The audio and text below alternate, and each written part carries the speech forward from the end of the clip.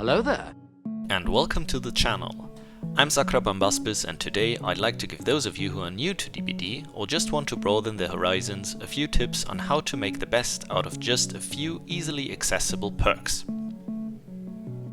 This is the perk build that I recommend for new players.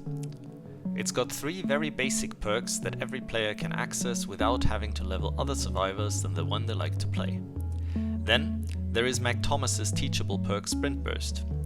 It's the most important perk of this build, as it gives you a 50% haste status effect for 3 seconds after starting to run. Also, it causes the exhausted status effect for 40 seconds.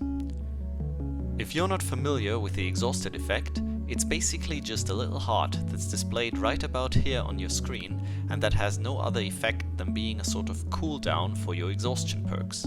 So, if you were to have another exhaustion perk, like Lithe for example, while you have the little heart here in the corner, you will not be able to profit from its effect. This means that running 2 exhaustion perks or more is rarely a good idea, because using one of them will result in the other one being useless until you're not exhausted anymore. Now, why does the game not just give you a cooldown, but this little heart symbol?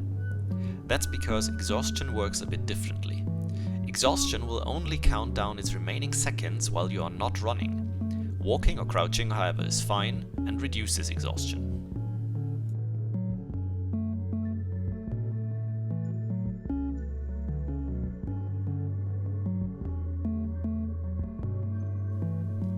Sprint Burst is very good for new players because it's easy to use. Once you start running, you get the bonus. You have to be careful though.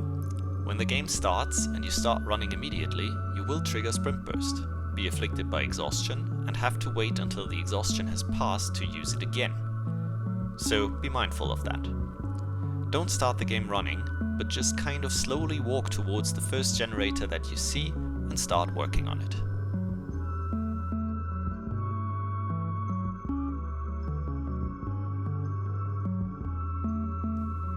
The next perk that I want to talk about is Kindred. Kindred is a very potent perk, especially if you're playing solo queue or aren't on comms with your friends. Why is that so important?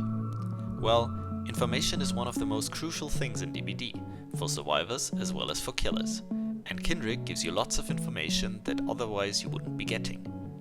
Kindred makes it so that while somebody is on a hook, you will see the other survivors' auras, meaning their outlines, and you will be able to guess what they're about to do. So, if you see a survivor close to the hook, you can safely assume that you can just continue repairing your generator because your teammate will probably take care of the hooked person. This is a huge boost in efficiency. You're not wasting time running across the map just to see that somebody else has unhooked the person you wanted to save just 2 seconds before you could do so. So, you can use that time to work on a generator, which pressures the killer, and that's good for your team, obviously. Also, it shows you the aura of the killer if they're too close to the hook. That means that you can see if the hooked survivor is being camped by the killer and it's dangerous to unhook them. Conversely, if you're the one on the hook, your teammates will see each other's auras and if the killer is close to you, giving them the same information you get when another survivor is on the hook. Now for the next perk, We'll Make It. We'll Make It is a very simple but very effective perk. When you rescue a survivor from the hook, you gain a 100% speed increase while healing others for 90 seconds. That means you double your healing speed when unhooking somebody, which is great. Also, since it lasts for 1.5 minutes, you can capitalize on your 100% increase in healing speed to heal more than just one survivor. The last perk that I would suggest you take is Deja Vu.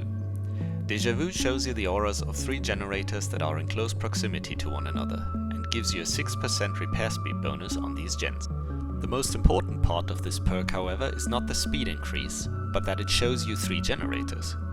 Experience shows that new players often struggle to find generators, and Deja Vu kind of solves that. Also, if you're a more veteran player, it helps your team avoid a so-called 3-gen. A 3-gen is when there is only 3 generators left on the map, one of which you need to complete to power the exit gates. If these generators are too close to each other, that makes it easier for the killer to patrol them, and thus harder for the survivors to finish their last gen to power the gates.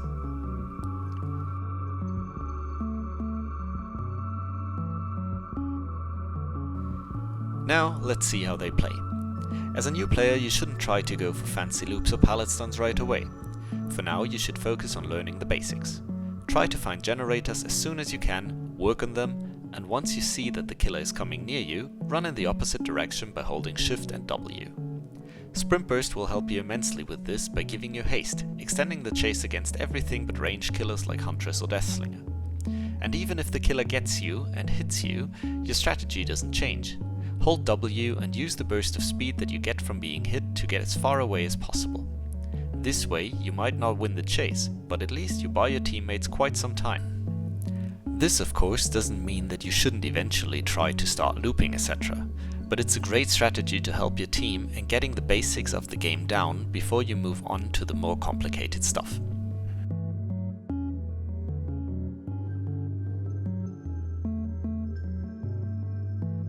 To summarize, if you're new, you should keep these general principles in mind. 1. Focus on doing gens. Deja vu will help you find them. 2. If the killer comes to you, run away in a straight line.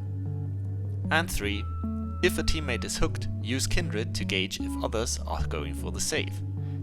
If they are not, go and use will make it to heal them. Otherwise, stick to your gen. Alright, that's about it.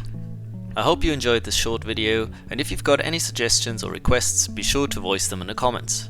And if you're feeling generous, hitting the like and subscribe button would be greatly appreciated, and will keep you up to date about further videos. Bye!